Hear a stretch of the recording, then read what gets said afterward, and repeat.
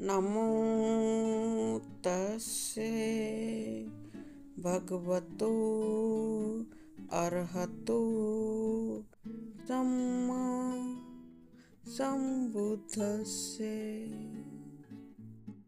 दोस्तों, धम्म का व्यवहारिक स्वरूप क्या है? धम्म के व्यवहारिक स्वरूप से आशय क्या है? तो दोस्तों, धम्म के व्यवहारिक स्वरूप से आशय है कि एक मनुष्य का दूसरे मनुष्य के साथ अच्छा सामाजिक संबंध होना चाहिए। एक मनुष्य को दूसरे मनुष्य का कल्याण करना चाहिए, उसके दुखों को समझना चाहिए और उसके दुखों को दूर करने का हर संभव प्रयास करना चाहिए। दोस्तों, इस विषय वस्तु के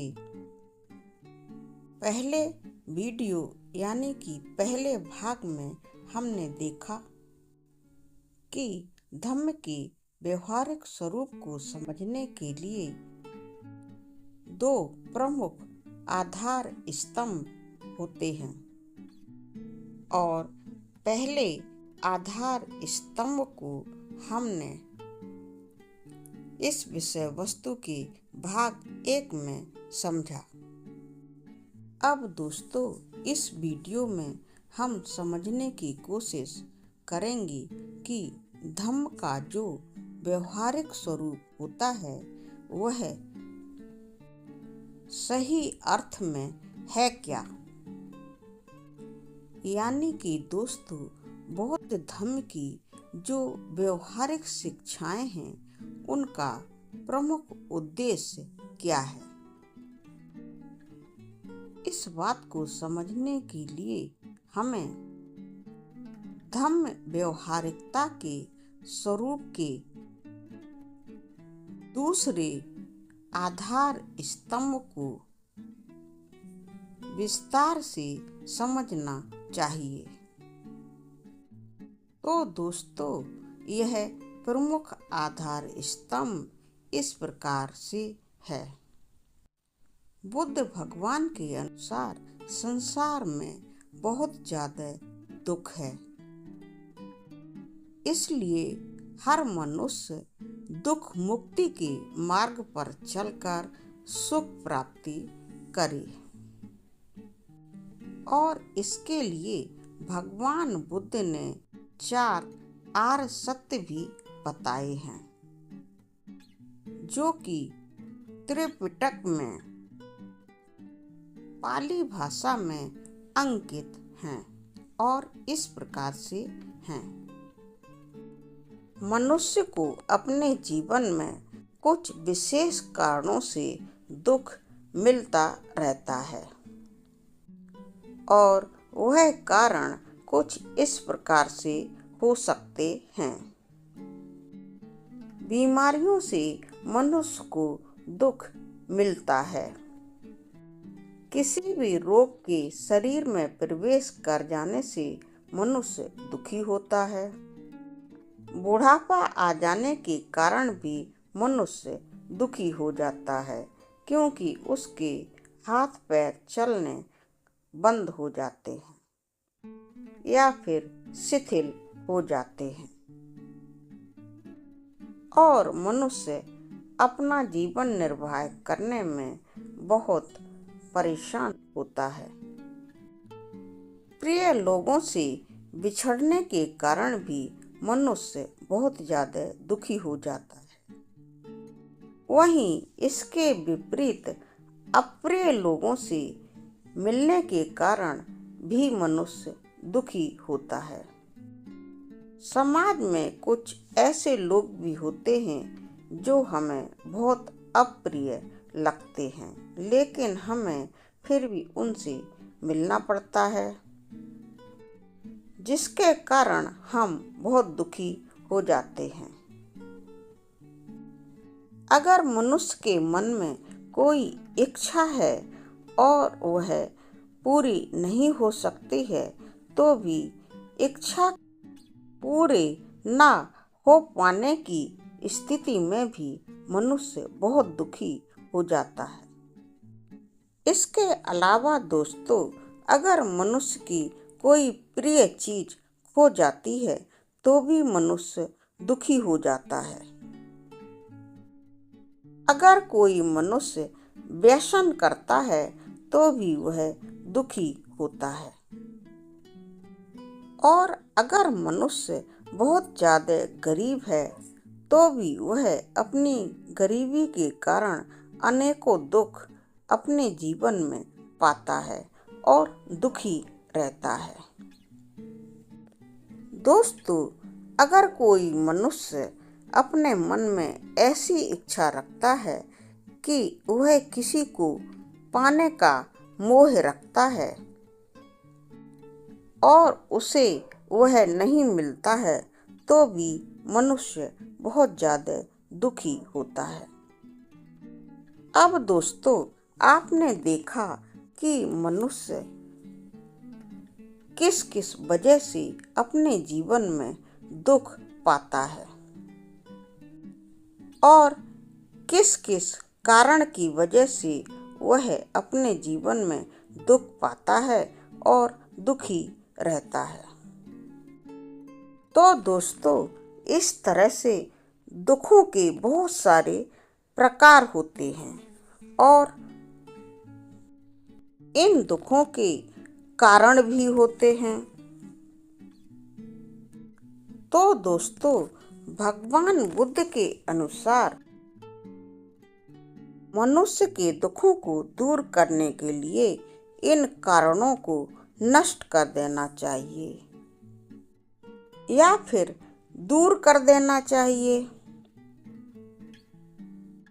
अब ऐसा करने के लिए भगवान बुद्ध ने इन समस्याओं को दूर करने के लिए इनका निवारण भी बताया है।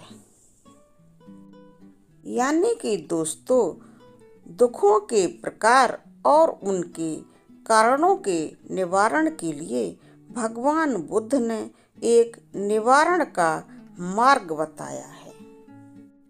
अब दोस्तों, आप सोच रहे होंगे कि समस्याओं को, दुखों को दूर करने के लिए यह निवारण का मार्ग क्या है।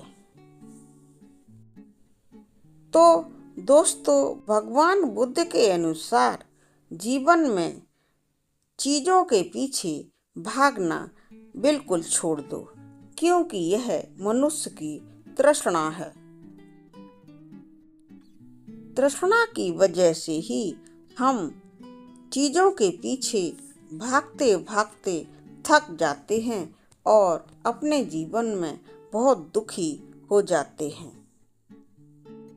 दुखों के कारणों को समझो और इन कारणों को बिल्कुल जड़ से खत्म कर दो। अब दोस्तों, भगवान बुद्ध के अनुसार दुखों के कारणों को जानना और उनको बिल्कुल खत्म करना इतना आसान नहीं है। दुखों के कारणों का निवारण करने के लिए आपको अपने मन से लोभ को बिल्कुल खत्म कर देना चाहिए और अपने जीवन की हर तरह की सच्चाई को स्वीकार कर लेना चाहिए। भगवान बुद्ध कहते हैं कि इसके लिए भी एक सुनिश्चित मार्ग है। अब दोस्तों, भगवान बुद्ध के अनुसार वह मार्ग है अष्टांगिक मार्ग। और हमारी पारमिताएं, जिनमें से 3 पारमिताएं बहुत प्रमुख हैं और इन पारमिताओं के नाम हैं प्रज्ञा, शील और समाधि। प्रज्ञा यानी कि आपकी सम्यक दृष्टि कैसी है। दोस्तों, अपने मन में से अविद्या को बिल्कुल खत्म कर देना है और विद्या को अपनाना है। उदाहरण के तौर पर आप समझ सकते हैं, अगर किसी ने आपको कह दिया कि वहाँ पर एक भूत है, तो क्या आप सचमुच मान लेंगे कि बताई हुई निश्चित जगह पर सचमुच में भूत है, या फिर अपनी सम्यक दृष्टि से यानी कि अपने ज्ञान से इस बात का पता लगाएंगे कि भूत का अस्तित्व तो होता ही नहीं है, तो दुनिया में कहीं पर भी भूत कैसे हो सकता है। इसके अलावा दोस्तों, आप किसी न किसी चीज का लोभ तो अवश्य ही करते हैं, चाहे आपको उस चीज की जरूरत हो या ना हो। आपने किसी चीज को देखा और आपके मन में एक इच्छा जागी कि वह चीज तो आपको पानी ही है, और आप एक लोभी बनकर उसे पाने का प्रयास करने लगते हैं। एक मनुष्य होकर भी किसी न किसी प्राणी से द्वेष करने लगते हैं, यानी कि नफरत करने लगते हैं। किसी ने अगर आपको जरा सा भी कुछ कह दिया तो आप फौरन उससे इतनी ज्यादा नफरत करने लगते हैं कि उसके लिए आपके मन में अकुशल विचार पनपने लगते हैं,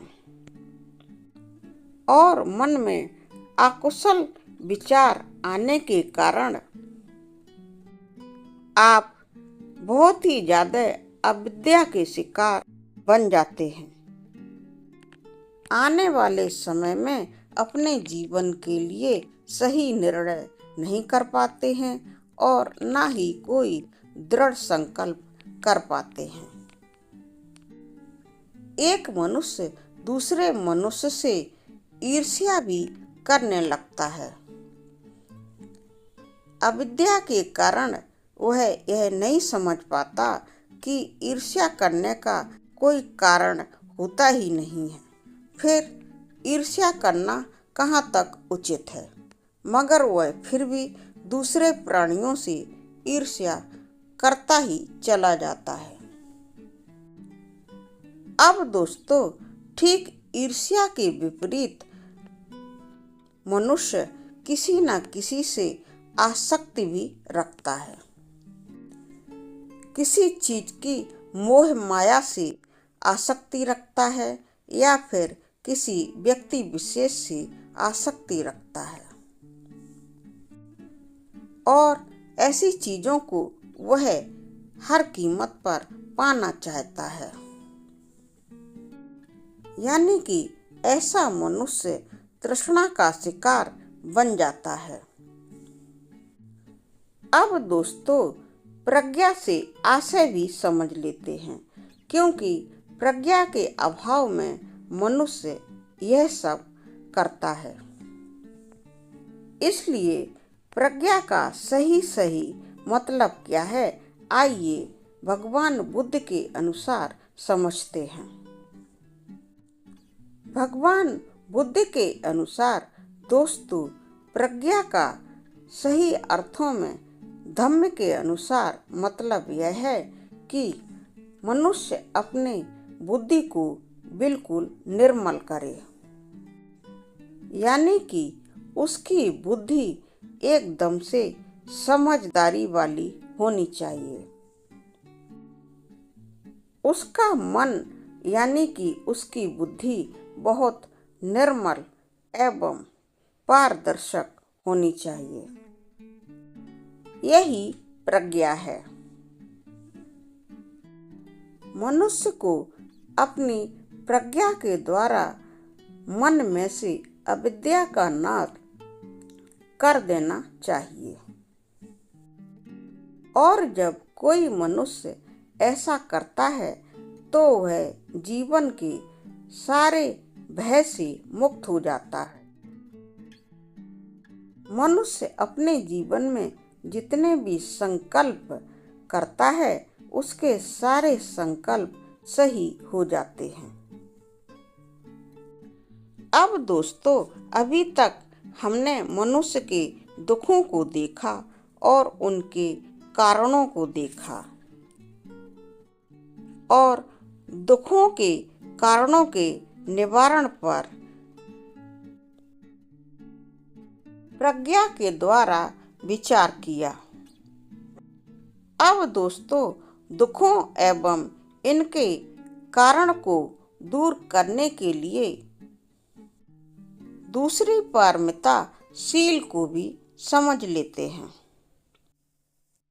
यानी कि शील से क्या आशय है और शील के द्वारा हम दुखों के कारणों को कैसे दूर कर सकते हैं और सुख की प्राप्ति कैसे कर सकते हैं। तो दोस्तों, शील से आशय है कि हमारा अच्छा व्यवहार दूसरों के साथ होना अति आवश्यक है। इसके अंतर्गत सबसे पहले हमारी वाणी बहुत सम्यक होनी चाहिए। अपनी वाणी के द्वारा मृदु बोलकर हम दूसरों को सुख प्रदान कर सकते हैं। उदाहरण के लिए, जैसे कि कोई व्यक्ति अगर बीमार है या किसी वजह से दुखी है तो हम उससे अच्छी यानी कि मीठी मीठी बातें करके उसे सुख पहुंचा सकते हैं। मनुष्य को झूठ नहीं बोलना चाहिए, क्योंकि झूठ बोलने से दूसरे को दुख मिलता है। किसी की चुगली भी नहीं करना चाहिए, किसी के साथ कठोर व्यवहार भी नहीं करना चाहिए, किसी दूसरे के साथ बिना मतलब की बातें यानी कि अनकही बातें नहीं कहनी चाहिए।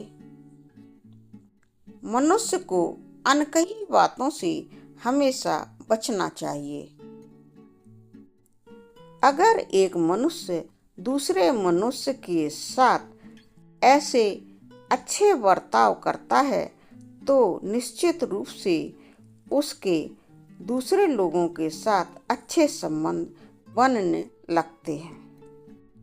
भगवान बुद्ध के अनुसार यही मनुष्य के कर्मांत होते हैं, यानी कि मनुष्य का यही सामाजिक व्यवहार होता है और मनुष्य के अच्छे कर्मों का निर्माण उसके अच्छे आचरण से होता है और मनुष्य का अच्छा आचरण उसके द्वारा अपनाए हुए सदाचरण की वजह से बनता है। मनुष्य को कभी भी व्यसन यानी कि नशा नहीं करना चाहिए, किसी दूसरे की चुगली नहीं करना चाहिए, किसी दूसरे व्यक्ति से कभी झूठ नहीं बोलना चाहिए, किसी से द्वेष भी नहीं करना चाहिए, समाज में रहकर दुराचार भी नहीं करना चाहिए। यही नहीं, किसी भी इंसान से ईर्ष्या नहीं करनी चाहिए, किसी की निंदा भी नहीं करना चाहिए और किसी भी तरह के व्यसनों से अपने को ग्रसित नहीं करना चाहिए। भगवान बुद्ध हमें उपदेश देते हुए समझाते हैं कि एकदम सीधा और सही मतलब है। जहाँ सदाचरण सुख का आधार है, वहीं दुराचरण दुख का आधार है। इसलिए सुख प्राप्ति के लिए मनुष्य को अपने जीवन में सदाचरण को अपनाना चाहिए। मनुष्य को हमेशा सम्यक आजीविका करके ही धन कमाना चाहिए। दोस्तों, यहाँ पर मैं आपको बता दूं कि सम्यक आजीविका से आशय है कि मनुष्य को आजीविका के लिए ऐसा काम करना चाहिए जिसको करने से किसी को कोई कष्ट न पहुंचे। इस बात को मैं आपको उदाहरणों के द्वारा समझा देती हूँ। जैसे कि आपने अगर मुर्गी पालने का व्यवसाय किया है तो आपने बहुत सारी मुर्गियाँ पाली। मुर्गियों को बहुत प्यार से पालने के बावजूद भी आपने उनको एक दिन एक ऐसे व्यापारी को बेच दिया जो उन्हें ले जाकर काट देगा, जिससे कि उन मुर्गियों को बहुत कष्ट मिलेगा। इसी तरह से दोस्तों, अगर कोई मनुष्य गोला बारूद का या अस्त्र शस्त्र का व्यापार करता है तो यह भी सम्यक आजीविका नहीं है, क्योंकि अस्त्र शस्त्र एवं गोला बारूद वह बनाता तो है, लेकिन उनके द्वारा काफी लोगों को कष्ट मिलता है। तीसरा उदाहरण एक और भी है दोस्तों, जैसे कि अगर आप जुआ सट्टा वगैरह खेलते हैं तो भी आप गलत तरीके से आजीविका कर रहे हैं, क्योंकि इस तरह से भी आप जो पैसा कमा रहे हैं वह आपके पास गलत तरीके से आ रहा है। आप सम्यक आजीविका करके पैसा नहीं कमा रहे हैं। अब दोस्तों, मनुष्य के दुखों को एवं उनके कारणों को दूर करने के लिए भगवान बुद्ध ने एक तीसरी पारमिता को भी बताया है और इसका नाम है समाधि। तीसरी पारमिता समाधि से आशय क्या है, पहले हम यह समझ लेते हैं। दोस्तों, समाधि पारमिता से आशय यह है कि आप ध्यान साधना करें। यानी कि अगर आप आज की भाषा में समझ सकें तो इसे मेडिटेशन कहते हैं। भगवान बुद्ध के अनुसार समाधि लें, यानी कि आप सम्यक व्यायाम करें। दोस्तों, भगवान बुद्ध के अनुसार यह सम्यक व्यायाम 4 तरह से किया जाता है। आप एक निश्चित स्थान पर समाधि लेकर बैठ जाएं। मन को एकाग्र करने की कोशिश करें और फिर अपने मन में बुरे विचारों की उत्पत्ति को रोकें। बुरे विचारों को अपने मन में बिल्कुल न आने दें और जो बुरे विचार आपके मन में आ गए हैं उन्हें वापस बाहर निकाल दें। ठीक इसके विपरीत दोस्तों, आप अपने मन में अच्छे विचारों का निर्माण करें और अपने मन में अच्छे विचारों की उत्पत्ति होने दें। बस दोस्तों, सम्यक समाधि के अंतर्गत आपको अपने मन को एकाग्र करके यही चारों बातें करनी हैं।